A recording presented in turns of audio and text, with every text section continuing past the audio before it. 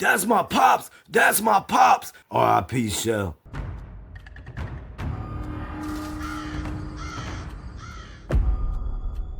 So I was thinking about it, man, and with us getting up over 500 subs at this point, I was thinking that we most likely have a number of people out there that do not have any idea who Corrupt is or what he is all about. So I decided to try to take a shot at making this type of video where I'll tell you a little bit about me, but I'm also going to try to throw a few little stories into the mix at the same time.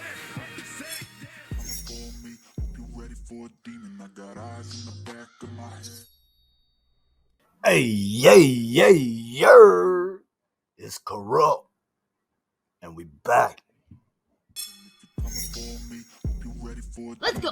So I was brought into this world as a kicking and screaming army brat. In fact, I was the youngest of 3 army brats. I have 2 older sisters and then myself, the only boy. All of us were born in Southeast Alabama, which was already home for them. But with us being army brats, quick to find out that that meant leaving whatever you had built and grown to love over and over without hesitation. Fortunately, the first move didn't affect us that much. With my older sister only being around 5 years old and myself being about 6 months, we became world travelers and followed my dad as he was being stationed into South Korea. There's some memories there too, but more so what my 2 older sisters have told me more than anything than I can remember myself. But we do talk about watching Inspector Gadget in Korean language.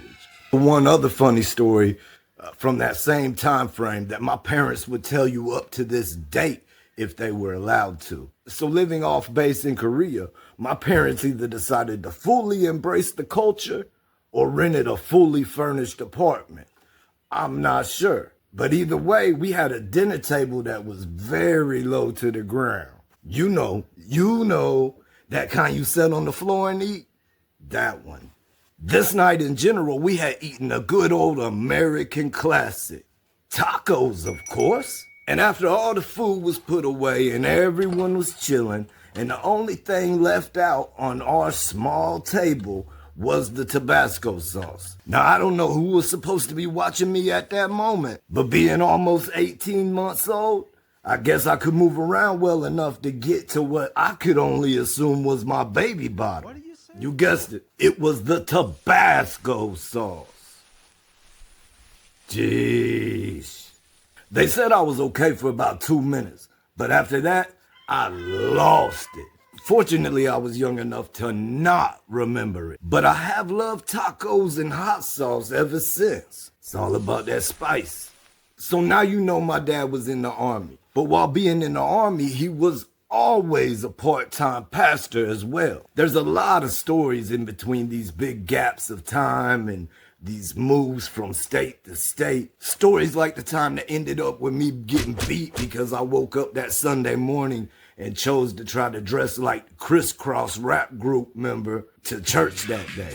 That didn't go over so well. But we'll fast forward through a lot of the beatings I received and just keep it moving. There once came a day when I was about 8 years old that our parents came to the 3 of us to tell us that we were moving again. But this was going to be the last time moving. It was going to be the last time moving because our dad was retiring after 20 and a half years in the Army as an E8 First Sergeant.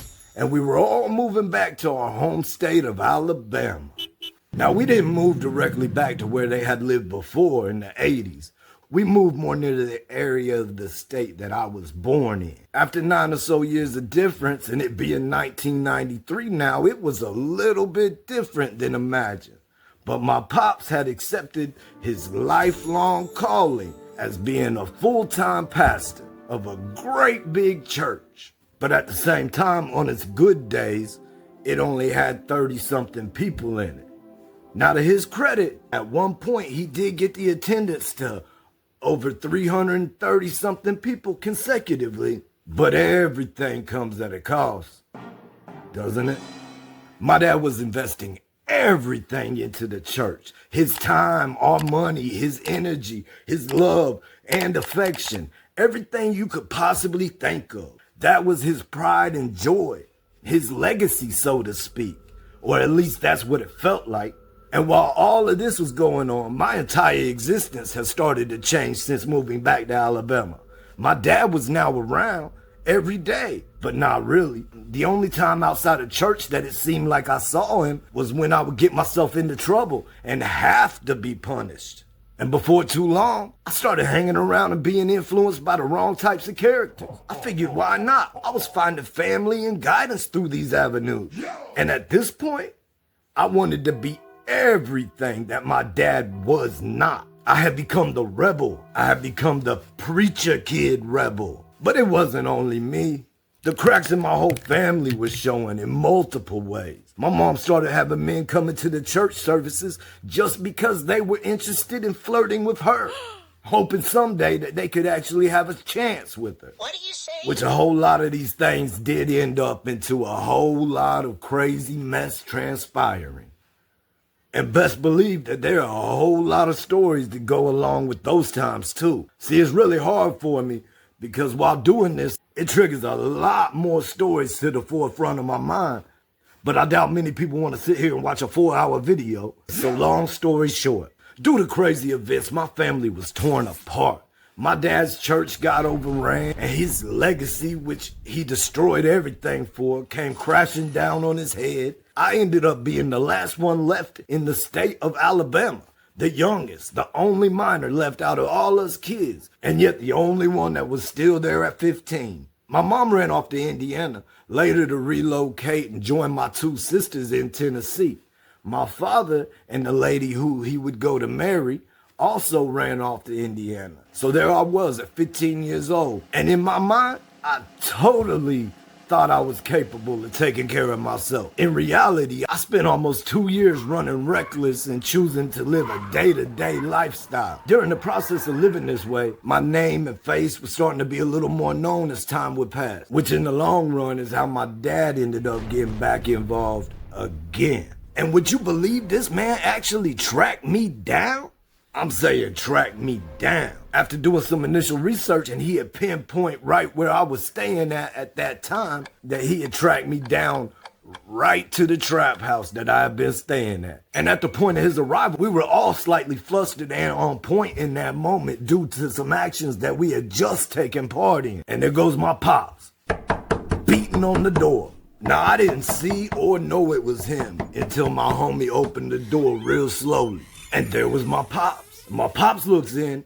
As soon as he looks in, he sees all of this weaponry that is pointed in his direction. And at that point, he automatically and almost instinctively reaches and retrieves his all-black 4.5 and immediately raised it up. While even being outnumbered, that Green Beret training never left him, I guess. So about this time, I jump up yelling, "That's my pops! That's my pops!" I put an arm in each direction, just spread out in the middle of the living room. "That's my pops! That's my pops!" Ended up, I agreed to get in that car just to remove him from this situation and area. I mean, the guys were already tripping, and with good reason, honestly.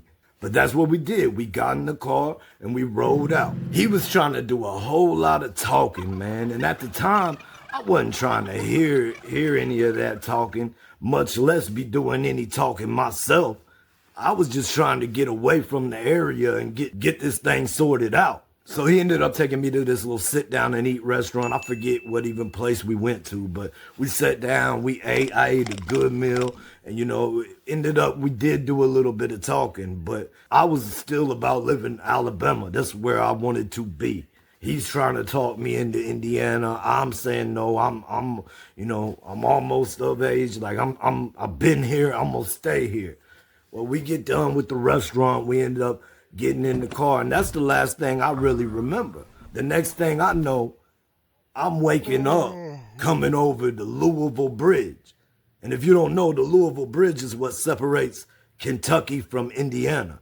So you go from Louisville, Kentucky into Jefferson, Indiana. There's a bridge on I-65 that connects it all. And that's where I wake up. I wake up on this bridge.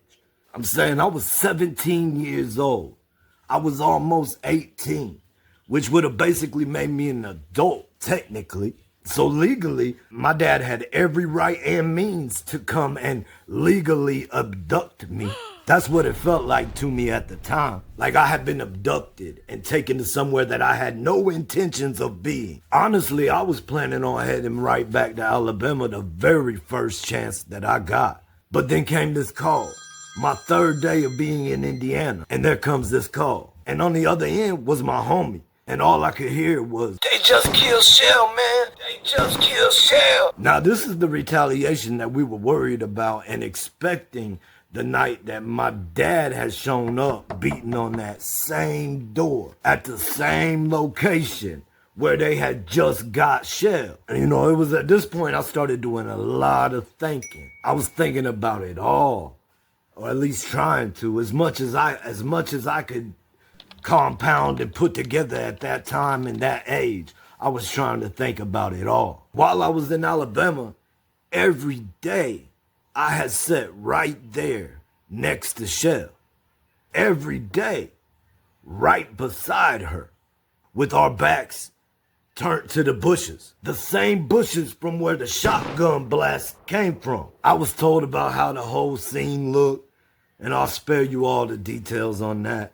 R.I.P. Shell. But at the time I was torn. My mind wanted to go get revenge as soon as possible. But at the same time, in my heart, I knew I had just been given a chance. Who knows if I had been there? Maybe I could have spotted guys creeping and changed the situation. But at the same time, it could have been just as easy as me being the one who fell that day. Now look, there's a lot of good stories that I skipped over to be able to break this down to a simple kind of basic start of me. And there will be more to come. Because at some point I gotta start thinking somewhat clearly. Alabama raised me. Indiana made me a man. Now we've gotten to me getting to Indiana, and that begins a whole nother mess of stories. It's with much gratitude and great respect. You already know what time it is. We out.